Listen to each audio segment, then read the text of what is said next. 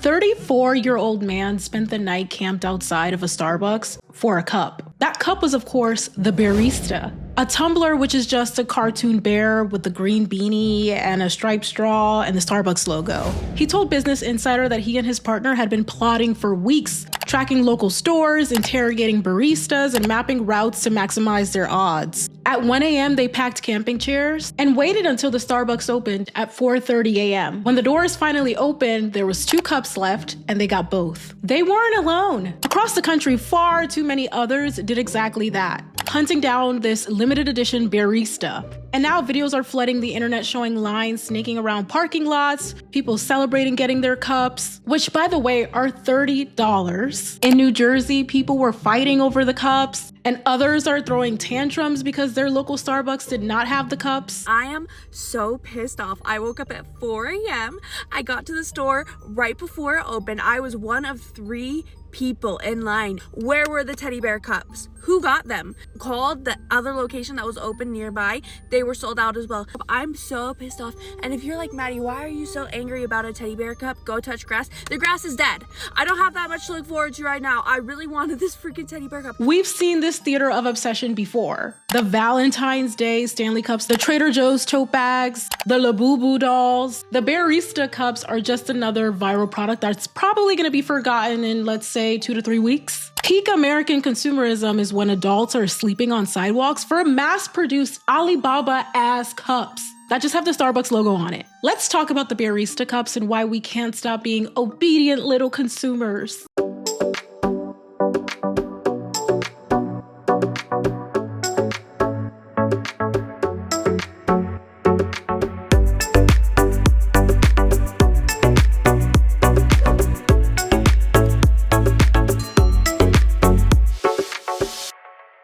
On November 6th, Starbucks released its holiday menu, and part of that merchandise blitz was the Bearista cup. Almost immediately, the frenzy began. Long lines, people camping outside, social media posts, resellers who were selling it for as much as $550.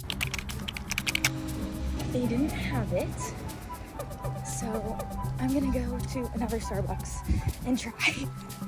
To Starbucks later. 7:45. We've been out here since 5:30. Waiting for the Bear Cup. We're getting it 3 stops later. I went to 3 Targets this morning and none of them had them. So I see them on the shelf in there and we're gonna get them.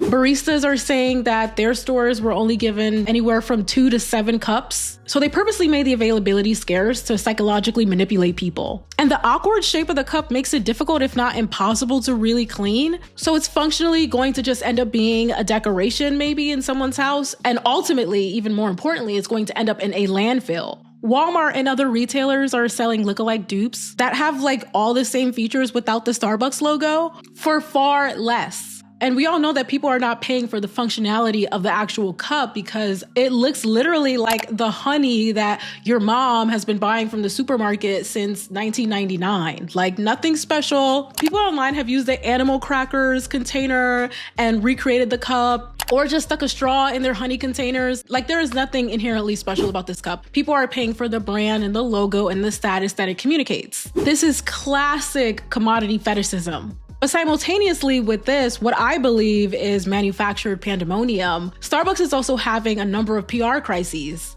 There's of course the mass boycotts. They recently replaced their CEO after sales dropped. Starbucks' own financial report shows that sales and customer traffic have slipped. These numbers are of course not catastrophic, but these corporations need infinite growth. Historically, Starbucks has had infinite growth. So even small dips send executives into panic mode. The unionized workers of Starbucks via Starbucks Workers United have also voted overwhelmingly, 92% to be exact, to authorize a strike if no contract that increases their pay, among other demands, is finalized by November 13th. Unionized Starbucks baristas say they're ready to walk off the job on November 13th unless the company finalizes a new labor contract. We have a lot of friends behind us who are unhappy, and we are willing to stand next to our baristas and make a change. We don't want to have to go on full strike, but we will if we have to. We just want to say, Brian Nichols, we see how greedy you are, and we just think it's ridiculous. We're done with the union busting. You want us to have this back to Starbucks lovely experience for the customer. Where is the support for the baristas? Where is the respect that we deserve? You want us to be the face of Starbucks, but right now we are the face of your greed. Why don't you show us that you care about us? Where is our contract? Union busting's got to go! Oh, union busting's got to go! So all of this is happening in the background as these cups are coming out. And what does this juxtaposition tell us? Starbucks can't or won't raise wages. They can't make working conditions better, but they can make a $30 cup feel like a once-in-a-lifetime collectible. They rely on overworked, underpaid labor. But they also need those workers and, of course, the customers to keep believing that their brand is magical. So they build a spectacle. And you see it in the people who are camping out at 2 a.m, paying $30 for a beer-shaped cup and flipping it for hundreds of dollars online. The frenzy distracts you. It rebrands Starbucks from union-busting corporation to fun holiday tradition. It's flooding the internet with cute videos of people holding up their Bear Cups and now the Hello Kitty merch that's coming too. So that's the headline people are talking about instead of worker strikes, instead of boycotts, instead of falling profits. It's all a PR cover. People who could be organizing with workers, building class consciousness, are instead mobilized as consumers and they're queuing in line for these cups. The artificial scarcity is creating this social media buzz, this false sense of urgency. They want to make themselves look desirable. And yes, I know you might say, why are you talking about it? You're giving them publicity too. But it's already in the cultural zeitgeist at this point. And if we let the narrative be, everyone's going crazy for these cups and therefore I need to get one, or I need to get the next collab with Hello Kitty, rather than Starbucks is a union busting corporation that does not pay their workers adequately, even close to adequately, that treats their workers like absolute that should be the headline. And so when we don't talk about it, when we don't flip the narrative, their narrative is the dominant narrative and it's the only narrative that's out there. So that's why I'm talking about it. I mean, the fact that they hyped up these cups only to stock their stores with a very, very small amount and made their employees have to deal with the Starbucks stands, the cultists that are showing up to their stores like Karens, that shows how little they value their workers. Maybe it's just me, but as a former elite employee of Starbucks, I actually really hate limited edition merch drops, specifically at Starbucks, because again, I worked there for like 4 or 5 years. I hated it because Starbucks has a cult-like following. We already know this. But I personally feel like they would purposely send us like 1 or 2 of the limited edition cups and then you all to hell. Sorry. So then when people are lining up outside the door at 5 a.m, we're standing there like, what are we gonna do? Because we have 2 cups. Even when they did the little red cup day thing, that used to piss me off to the highest degree because the amount of people that would come in and literally harass the employees. I could name like 10 different things that Starbucks has done that just resulted in employee harassment. The BOGO drinks, BOGO Frappuccinos, the unicorn frap, the zombie frap, the limited edition Stanleys, the red cups, the limited edition teddy bear. Like, there is nothing Starbucks won't do for $1.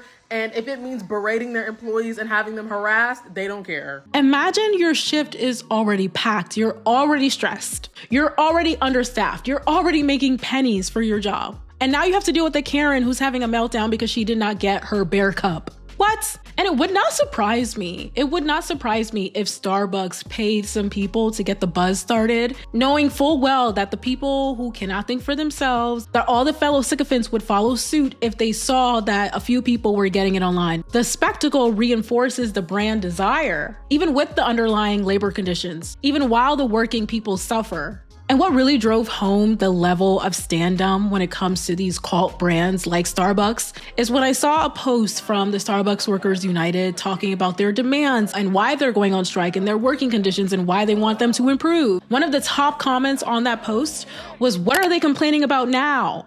That right there says everything about how deep this conditioning runs. People are so devoted to these brands, to these corporations, that they turn against the workers who make that brand possible. They see a logo and feel affection, an inanimate object. They see the workers talking about the poor working conditions that they're working under. They feel annoyed. They feel disdain for them. They don't feel positive feelings for the people who are sweating behind the counter to make the coffee, to make the lattes, to make the refresher drinks that they love so much. And let's be clear, making your drinks is the least of what they do. Baristas have to handle a high volume of orders. They're on their feet all day. They have to memorize complex recipes. They have to handle boiling equipment, maintain health and safety standards, restock inventory, clean floors, take drive-through orders, handle cash, navigate short staffing. And then on top of that, they have to deal with a line of impatient, caffeine-deprived customers. And they have to do this all while performing cheerful customer service for 8 hours straight. The only reason it's called low skill is because our society devalues any work that's associated with the working class, and especially service jobs. These workers feed us, they caffeinate us, they clean up after us. They create this normalcy that lets our lives be able to function. Who's keeping the world running when your morning coffee, your lunch break, and your groceries all depend on so-called unskilled labor? It's the baristas, it's the cashiers, the warehouse workers, delivery drivers, line cooks, cleaners, and Starbucks workers are juggling like 10 jobs at once just so that people can get their Starbucks fix, so that they can get their pumpkin spice fix before they go to work. And yet that labor is not valued, but the brand is. They feel for the corporation that exploits them. That, my friends, is the power of capitalist propaganda.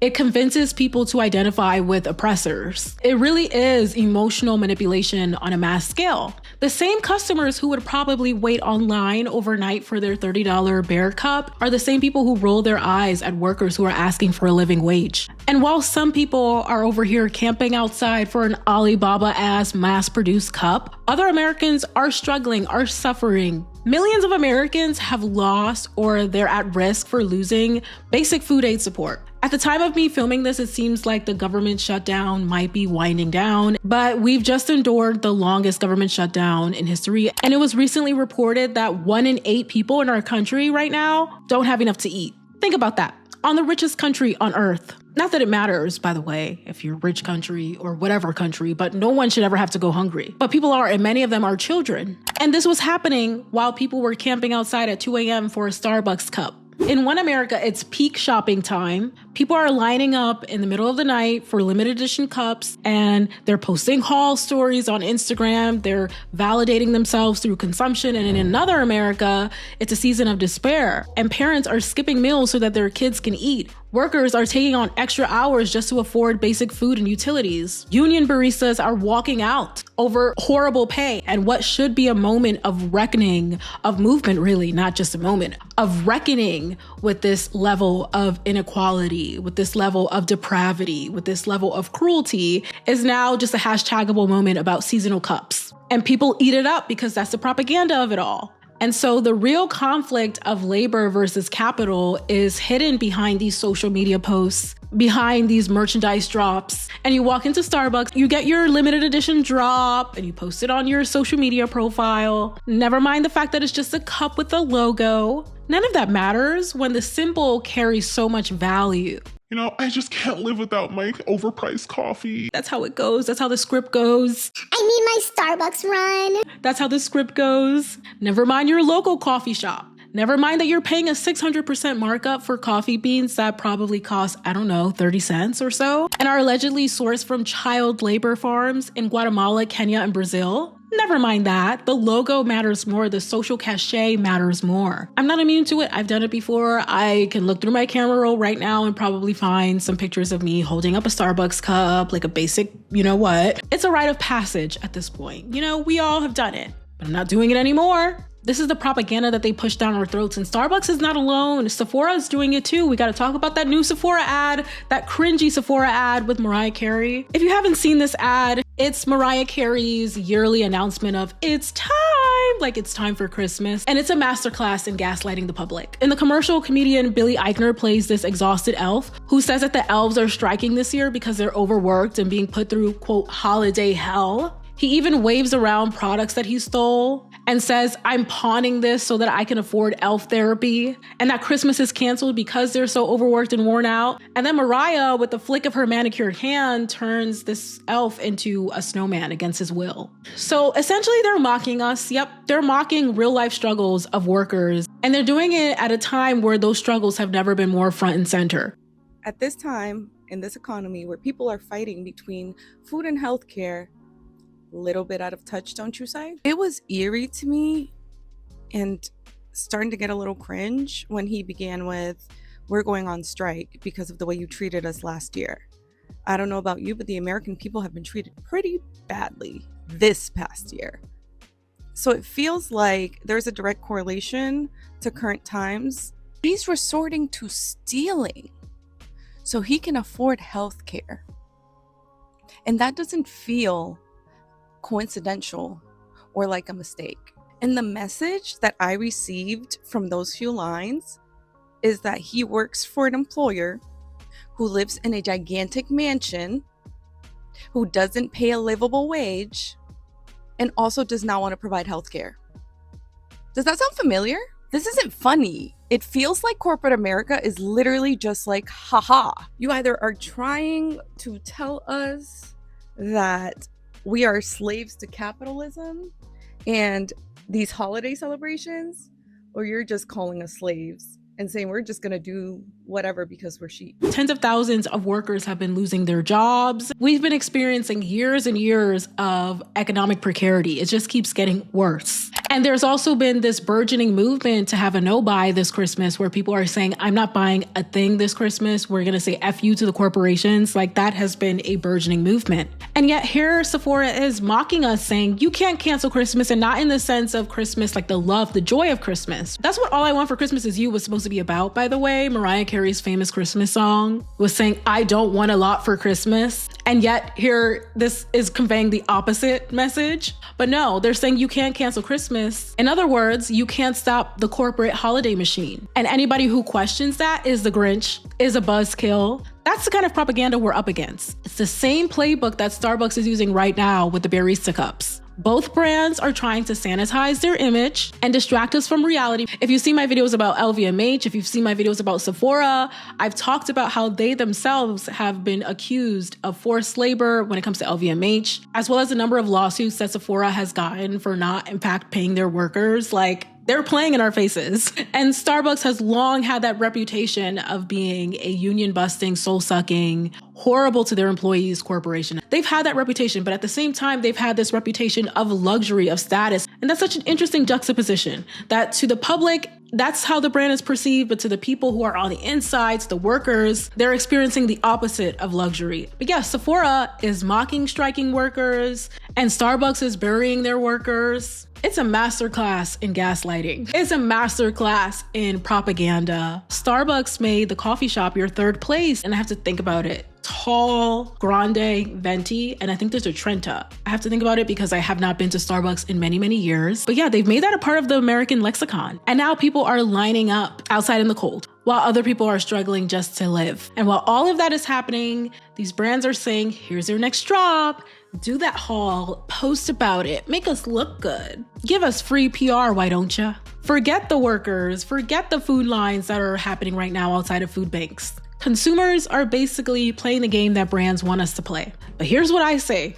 Two can play that game. Uno reverse. Stop following these brands. Okay, stop worshiping these brands. Divert that money, boycott, save your money, donate to a food bank, donate to the folks in Jamaica right now that just had a catastrophic hurricane. They could really use it. Donate to someone facing eviction. I mean, there's a number of causes. Mutual aid. You know, I'm a mutual aid girly. These brands have not learned. They keep playing in our faces. Influencers are playing in our faces. Celebrities are playing in our faces. Politicians are playing in our faces. We got to switch it up. Say it with me. I will not be an obsequious little lick spittle for brands. One more time. I will not be an obsequious little lick spittle for brands. For multi-million-dollar or multi-billion-dollar corporations who do not give a damn about me, who will mock me and mock my struggles. That is your daily affirmation. Queens and kings and everyone in between, we need to practice because this shit is getting out of hand. It's getting out of hand. But you have to tell yourself that you're going to be awake, you're going to be intentional, and you're going to be free. Okay?